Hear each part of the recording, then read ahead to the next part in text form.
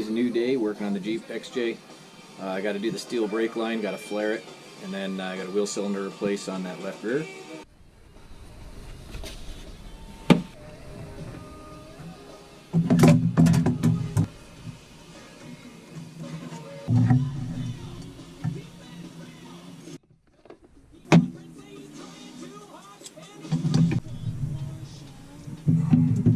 Got that pretty tight.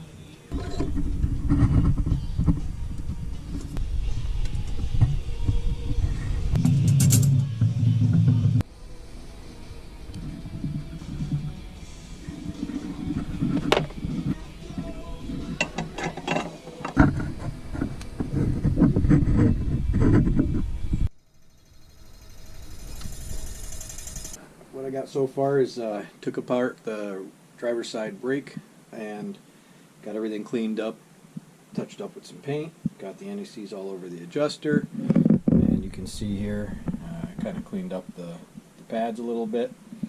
Ready to go. And I got this new auto adjuster right here, so we'll be installing that on the other side. The other side was broke, this one's okay.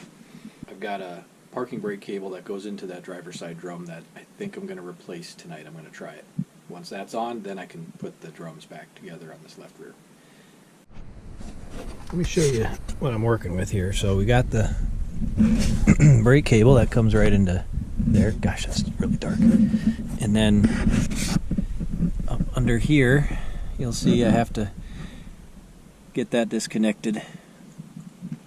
So that's going to be the plan. Try to get that done. Well, those parking brake cables were for 2001 Jeep Cherokee XJ with a disc brake conversion. I have a drum brake. So now I got to send these back, find out the right ones I need. Amazing part is all these parts I ordered actually so far are correct. So realistically, not all that bad. It's not the end of the world.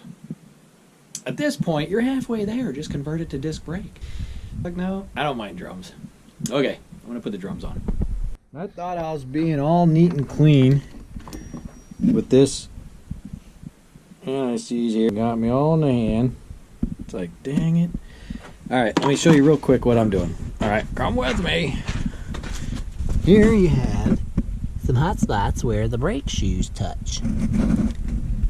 And you want to make sure you put a little grease on them. I like NECs if you can't tell. And we'll put the wheel cylinder on there too. So that was the one where we had to look back here in the dark. We had to cut them bolts and we put new bolts in. Made a nice little brake line. Look at that. Sweet. And yeah, so we're ready to go back together. This brake cable will have to stay and live here for another 240,000 miles. I'm gonna try to put that brake line on today. We're in another day here, so let's see what we can do. Rear stainless steel brake line. Alright, let me show you what we got with the brakes right now. Did the stainless steel brake.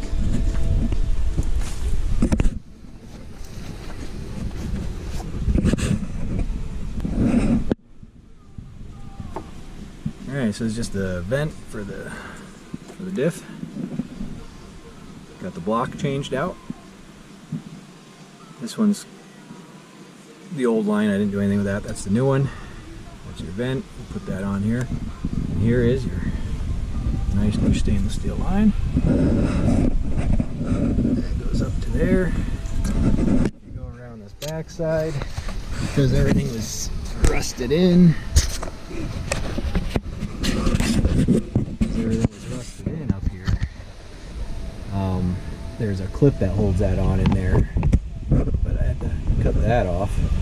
And then I cut the old line off, but it wasn't too rusty. I was able to do a double flare on it, put a new fitting on, and got them together. So I just have to secure this in there somehow. But that's pretty much it for now. Look at that. And this gives us extra length with the 3-inch lift.